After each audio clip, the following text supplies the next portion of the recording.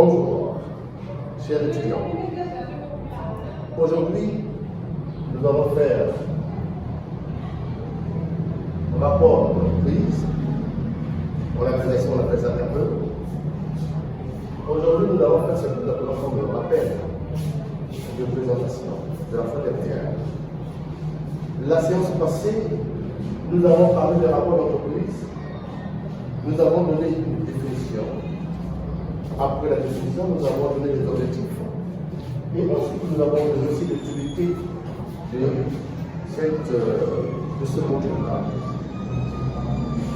Si vous regardez bien, de façon brève, nous avons dit que les rapports d'entreprise représentent la synthèse des activités de l'entreprise sur l'ensemble de l'exercice local.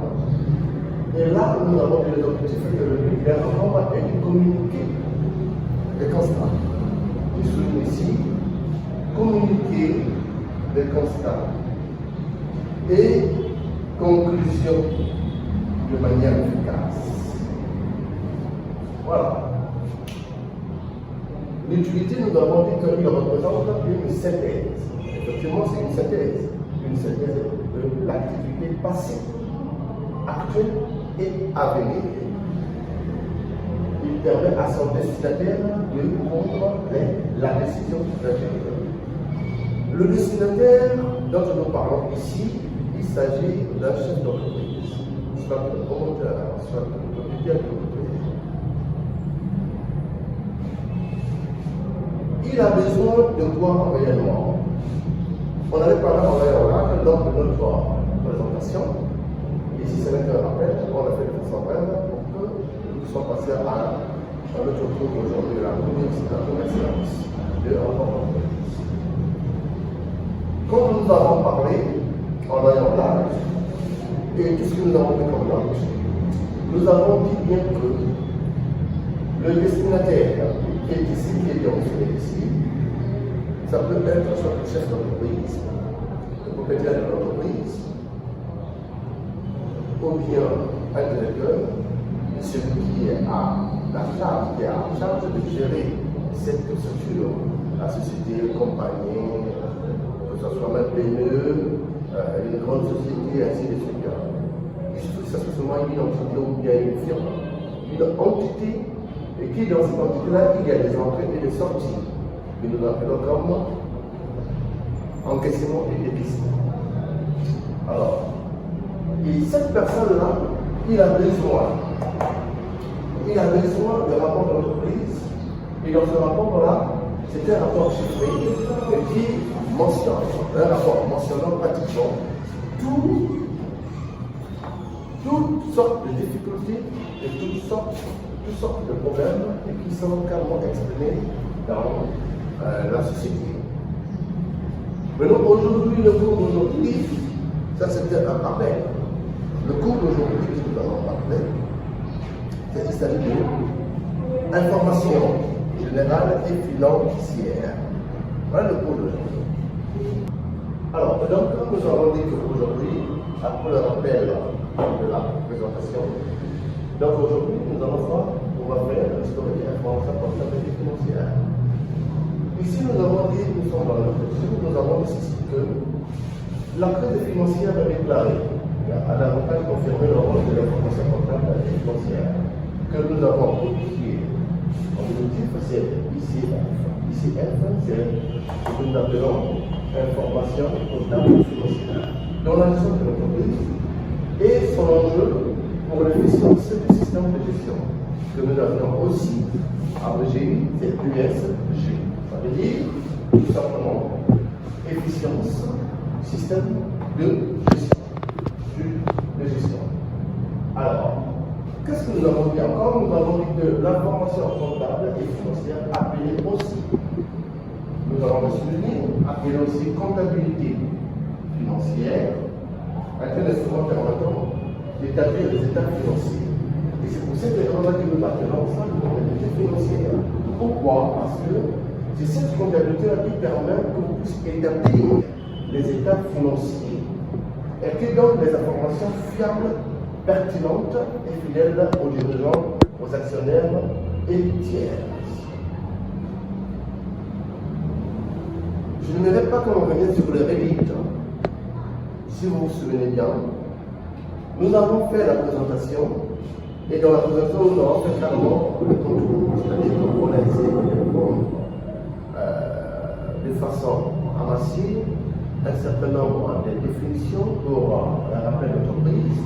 Nous avons pris aussi quelques éléments justifiant effectivement que c'est carrément c'est un module qui fait intervenir pratiquement les finances, la comptabilité et la gestion. Alors, au moment où nous parlons, nous sommes ici, je viens de dire que la comptabilité financière, on appelle ça comptabilité, l'information comptable et financière, appelée aussi comptabilité financière, on peut aussi l'appeler la comptabilité financière. Pourquoi? Parce que c'est un instrument permettant d'établir les états financiers qui donne des informations fiables, pertinentes et fidèles aux dirigeants, aux actionnaires et tiers. Quand on dit les dirigeants, ça peut être le directeur, ça peut être le propriétaire de la société, parce qu'il aura besoin de rapport en un mot. Et c'est des rapports-là qui sont bien élaborés, qui sont bien établis et qui sont bien écrits. Et c'est ça, un rapport dans son ensemble, il y a ce que nous appelons les états financiers. C'est là où se trouvent vraiment les informations clés. Et donc, c'est là où, quand le comptable ou le soit l'entreprise fournit les informations, il fournit carrément une comptabilité financière, et dans cette comptabilité, il y a ce qu'on appelle l'état financier. Et ces états financiers-là que le chef d'entreprise, il en a besoin pour prendre une décision. Et la décision, il y en a plusieurs sortes. Mais cette décision-là va aller par rapport au rapport établi ici au niveau des états financiers. Bien, nous avons dit aussi que ces informations permettent de prise de décision. C'est ce que nous devons dire. Que si aujourd'hui le comptable, soit la société, fait un rapport, il fait l'information comptable et financière, il fait un rapport concernant les informations comptables et financières de la société, après tout ce rapport-là, c'est maintenant au comptable ou bien à l'entreprise de soumettre au chef d'entreprise, soit au propriétaire, le rapport en question pour prendre une décision finale pour les années prochaines. Nous passons. Alors, et donc, nous sommes encore là dans l'introduction de l'information comptable et financière. Et nous avons dit que l'information comptable et financière est indispensable pour ajuster le niveau d'évolution des affaires et éviter constamment les erreurs de gestion. Qu'est-ce que nous voulons dire par là? Nous voulons dire que la pratique de l'information comptable et financière dans la société est de mise, c'est-à-dire obligatoire. Pourquoi obligatoire? Pourquoi c'est une condition sine qua non? C'est une condition sine qua non. Pourquoi? Pour la simple raison que pour apprécier le niveau d'évolution des affaires et éviter constamment des erreurs de gestion. Nous voulons éviter seulement les erreurs de gestion. Et lorsqu'on gère une structure donnée qui a des entrées et des sorties, du point de vue monnaie, il faut mettre en place ce que nous appelons les informations comptables et financières, c'est-à-dire la comptabilité. Et lorsqu'on met ça en pratique, c'est pour éviter la perte, pour éviter des erreurs, pour éviter qu'un jour on ferme l'entreprise. Parce que les informations comptables et financières, c'est un outil. Et cet outil-là nous permet carrément d'être sûr de ce que nous sommes en train de faire, d'être sûr de ce que nous sommes en train de produire, de nous montrer carrément le chemin et d'être sûr que voilà, nous avons fait ce que nous appelons comme profit ou perte, ou bien nous avançons bien ou pas. Et donc, c'est comme une sorte de miroir qu'on a mis, un tableau de bord que vous avez pour avoir toutes les informations concernant la structure que vous gérez ou bien pour votre structure. Alors, nous avons dit qu'en plus, la gestion de l'entreprise est transparente. Comment la gestion de l'entreprise est transparente? Via la mise en place d'une comptabilité moderne. La comptabilité moderne dont nous faisons allusion ici, c'est cette comptabilité que nous avons dit que l'information comptable et financière. Alors, et donc, s'il y a la mise en place de la comptabilité moderne, eh ben, plus la performance de l'entreprise est élevée. Donc, s'il y a la mise en place de la comptabilité moderne, en ce moment-là, dans la structure de la société, vous allez constater qu'effectivement que tout est clair et il y aura une performance. Les indicateurs vont se dessiner, vont parler, vous sentez que vos rapports vont parler, vont vous donner carrément toutes les informations possibles, que ce soit négatif ou positif, vous honorez tout. Parce que vous avez mis en place ce que nous appelons la comptabilité moderne. Petit 1, nous avons vu le fondement de l'information comptable et financière. Oui, comme vous le comptez comme le fondement, nous avons vu le fondement. Il s'agit dans cette phase de faire une lecture explicite des concepts, utiliser, d'identifier les caractéristiques de la qualité de l'ICF. L'ICF, c'est l'information comptable financière. D'analyser les principales composantes du système de l'ICF. D'appréhender l'impact de l'utilisation de l'ICF dans les différents domaines de l'entreprise afin de rapprocher la production et l'utilisation de l'ICF. Bien, vous voyez ce langage-là, c'est un langage purement technique. Qu'est-ce que nous voulons dire ici, là, en un mot? Nous voulons dire tout simplement que lorsque vous mettez en place l'ICF en place, l'ICF va vous donner la possibilité de faire un constat sur l'impact des informations que vous connaissez bien, puisque vous avez déjà commencé depuis le début de l'exercice. Ça compare l'exercice 2021 ou bien 2021 ou bien 2020. Une fois que vous avez toutes les informations, et l'information comptable, la comptabilité moderne vous donne la possibilité d'orienter un certain nombre d'informations techniques en tenant compte. Puisque dans cette comptabilité, vous aurez les informations du point de vue financier et du point de vue gestion, ainsi de suite. Alors, ça va vous donner la possibilité d'avoir la possibilité de circonscrire toutes les informations possibles afin que vous puissiez déterminer ce qu'il faut faire et ce qu'il ne faut pas faire. En un mot, la décision.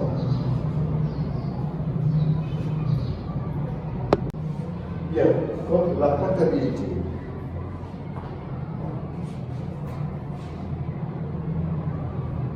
Petit 1, nous avons terminé. Petit 2, la comptabilité. Et la synthèse d'organisation des informations financières permettant de collecter, traiter, classer et enregistrer les données de base chiffrées en numéraire, petit trait, des transactions avec les tiers extérieurs à l'entreprise, c'est-à-dire des gens qui sont avec l'entreprise mais qui sont hors l'entreprise. Ils sont avec l'entreprise, mais hors l'entreprise, à l'extérieur. Ici, de mise en train des informations internes. Les informations internes de la société, nous avons ici, nous avons mis en parenthèse, vous avez bien aidé. Nous avons ici les virements entre comptes, les comptes, des amortissements et des provisions. Mais vous êtes en année de master, vous comprenez carrément le langage qui est ici. C'est tout simplement. Et ici, nous avons de fournir, parce que nous avons dit ici, de collecter et là, de fournir, après tout le traitement approprié, à un ensemble d'informations destinées à de nombreux utilisateurs, dont les attentes varient considérablement. Alors, petit 3, les documents comptables. Je crois bien que vous considérez les documents comptables. Mais ici, nous sommes dans les informations comptables et financières. Nous sommes encore dans l'introduction. Nous sommes encore dans l'introduction que nous sommes en train de noter. Les petits 3, les documents comptables. Les rapports internes qui, par définition, ne sont pas diffusés à l'extérieur de l'entité et qui remplissent généralement une double fonction, à savoir l'aide à la prise de décision d'une part et de contrôler d'autre part la comptabilité d'autre part. Donc c'est la comptabilité de gestion. Voilà pourquoi vous avez vu que j'ai écrit ça en couleur. Je reprends encore. Nous avons dit que les rapports internes par définition ne sont pas diffusés à l'extérieur. Une société, dans une entité, lorsque ça tourne, ça fonctionne, ça travaille, comme ça fonctionne, il y a des informations qui sont internes, des informations externes.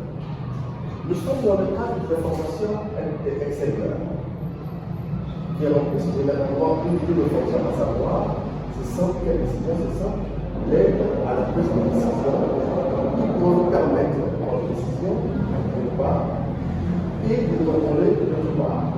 Alors, et cette activité, la façon de faire cette activité, c'est ça qu'on appelle comme la comptabilité de gestion.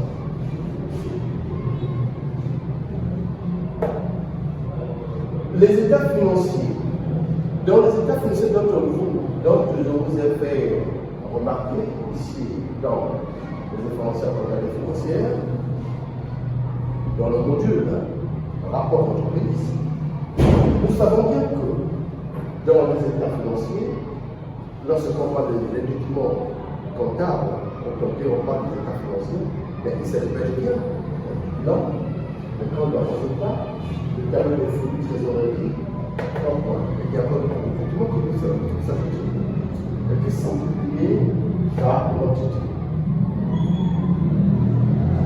Les états financiers représentent l'état du patrimoine d'une entité à une date donnée ainsi que les comptes du résultat de l'activité, le compte du résultat de l'activité de l'entreprise pendant un laps de temps défini. Et lorsque nous sommes dans les états financiers, en ce moment on peut parler de la comptabilité financière.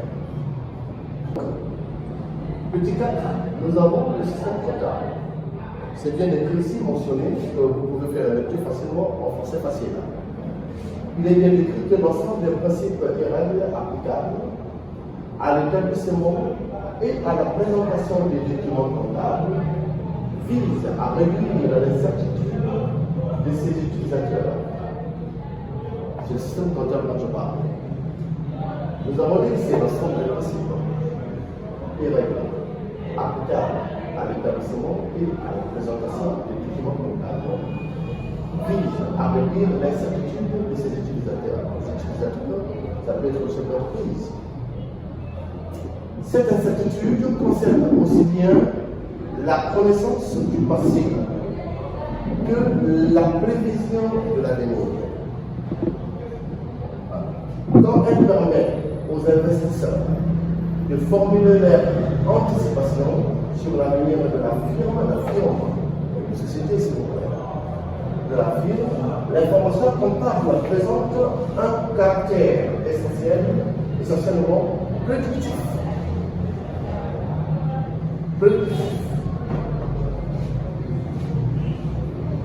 Il s'agit de mots qui parlent de futur, prévoir. Et quand elle permet aux membres de l'entreprise ou aux tiers de contrôler la mission et de vérifier que les dispositions contractuelles régissant le fonctionnement de l'entreprise ont été respectées. C'est ce que nous avons dit ici, contrat externe et interne.